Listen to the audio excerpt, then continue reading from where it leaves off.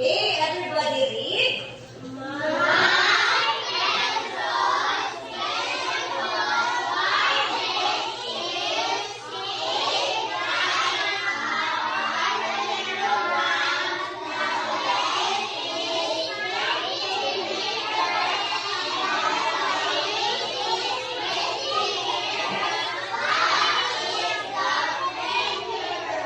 Okay, so how are we going to solve this one?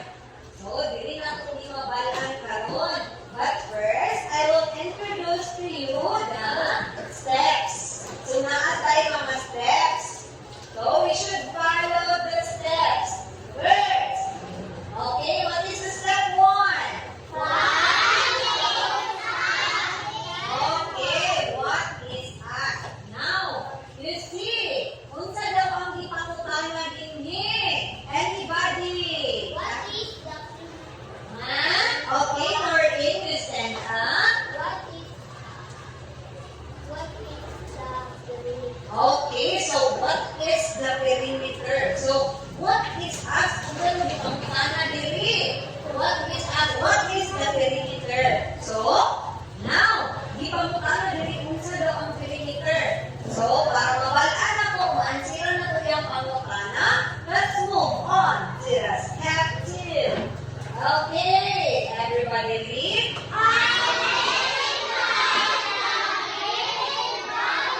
Okay, so we should identify the given values. Now, what are the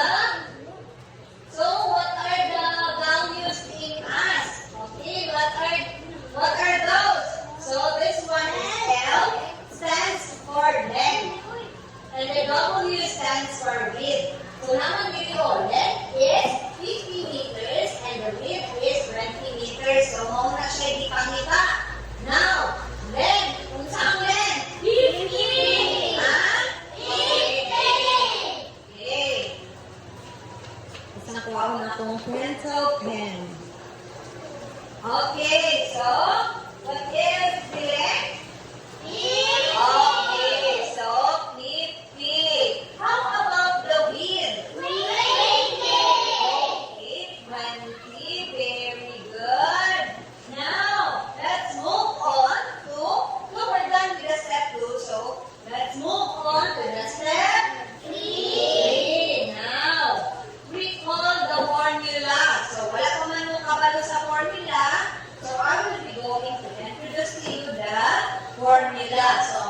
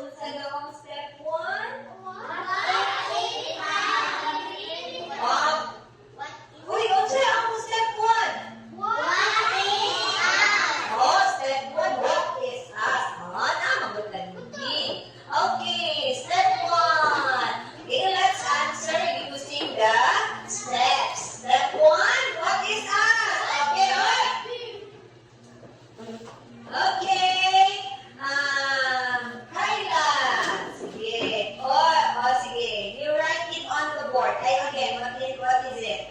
What is its perimeter? Okay, what is its perimeter? You write it here. Faster.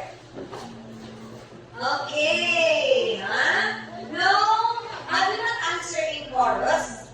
No, you should raise your hand and I will call your name. Ana lang na siya.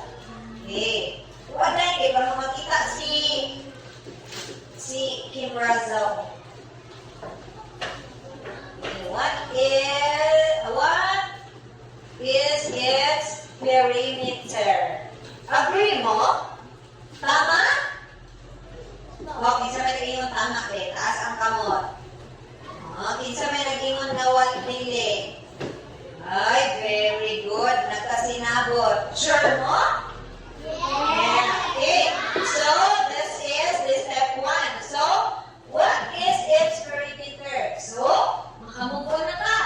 Unsa daw ang perimeter? So, saan ka pagkabalo? We'll be going to move on to the next. Okay, step. Okay, next step. Okay, you read. Okay, we should identify the given values. Si Tirolen. Napay naghang chances. Dapat kita kansiran ron. Okay, sige. Blank. MG. Dakuha. Sige. Nakulbaan si Roland pag inyong nadakuha. Dako man di ay. Okay, so, what is the name? 11. Okay, so, unsa ang 4? Okay, naman makasila jumulay kung hindi. Okay, basin. No, okay. Next, unsay step 3? Unsay step 3? Recall the formula. Okay, recall the formula. Okay, Pampang, you answer. Recall the formula. You write the formula here. Okay, sunod na yung formula. Dali. Dali. Sige. Kurt J. Dali. Kinakulbaan si Kurt J ay si Pampang. Si Pampang? Ikaw na, Pam. Sige na, Pam. Okay, dali, Pam. Unsa pa ang formula, Pam? Dapat tuloy ko. Step 3. Dapat memorize ulit mo. Sige, Pam. Sige, Pam. Pamparam. Okay.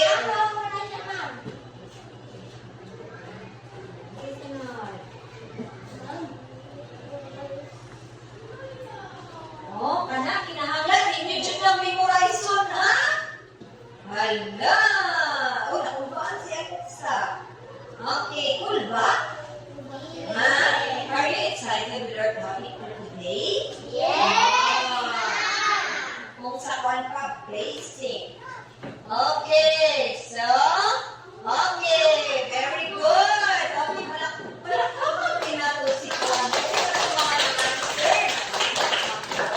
Okay, so, if everybody read in class,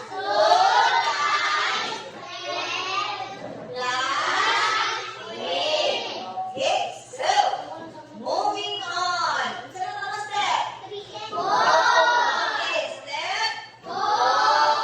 Okay, unsaon nang sa labo? Unsay step 4? Okay, substitute the values. Bilisan daw nato. Okay, sige. Diri na punta sa laing bangko. Okay, Kurt J. Uy, ako nga. Ano lang, Kurt J, just raise your hand. Apuro na ito ng bangko. Okay, P is equals to sa J. Then, answer na J. Ritso, say number. Mag-anak gihapon. Okay, okay, sige. Okay, so, okay, very good. Look at ako si Kurt J.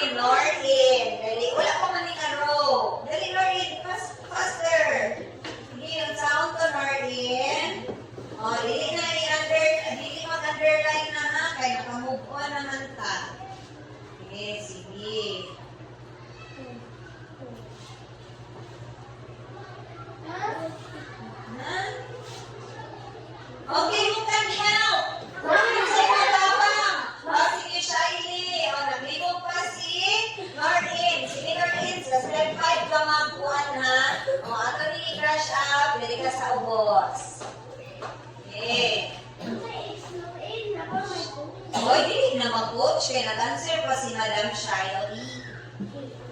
Unsay sunod? Ha? Unsay sunod?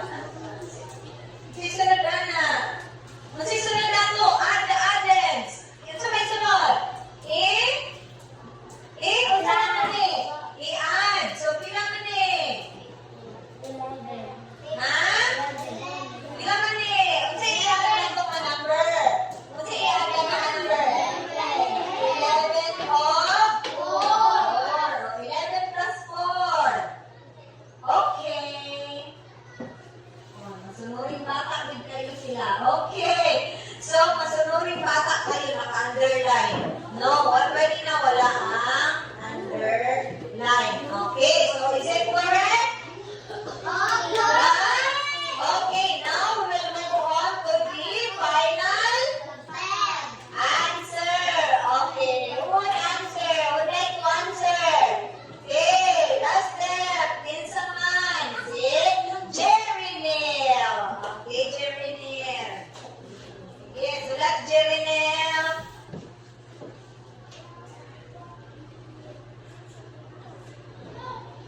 Okay. Perimeter. What is the perimeter? Okay, so darang mabutanay number 1. What is its perimeter?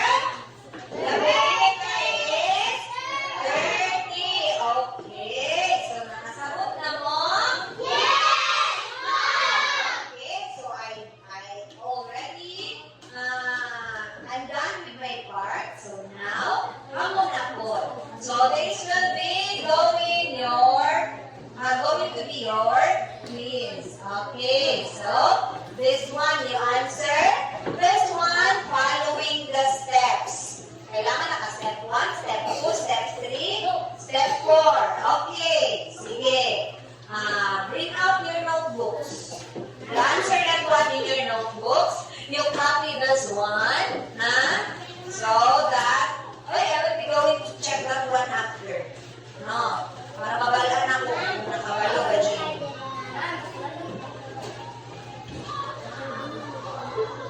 Okay.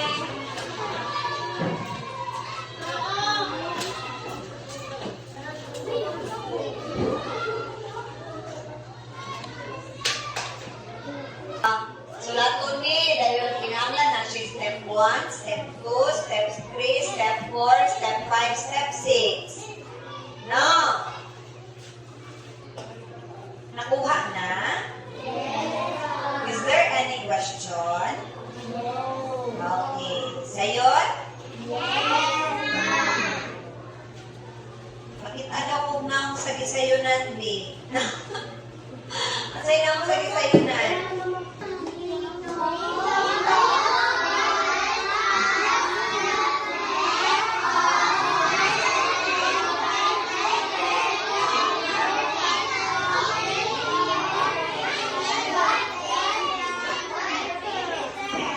Okay, so Lito's fence has the length of 100 meters and a width of 50 meters. So what is the perimeter? So you should answer that one because I'm done doing my part. Katong, di ba? First, ako ang gihatag sa inyo ha. Gi-introduce na ko ang steps. Then the second one is katong, ato ang gitabangan og answer. Then that is the last part. Kamo na ang mubuhat. You should do your part. Okay, you will answer that one using or following the steps. Step 1, step 2, step 3, step 4, step 5, and step 6. Okay, what is the step 1 again? What is a Okay, step 2. Okay, how about the step 3? And the step 4? Okay, you substitute the values. Then step 5?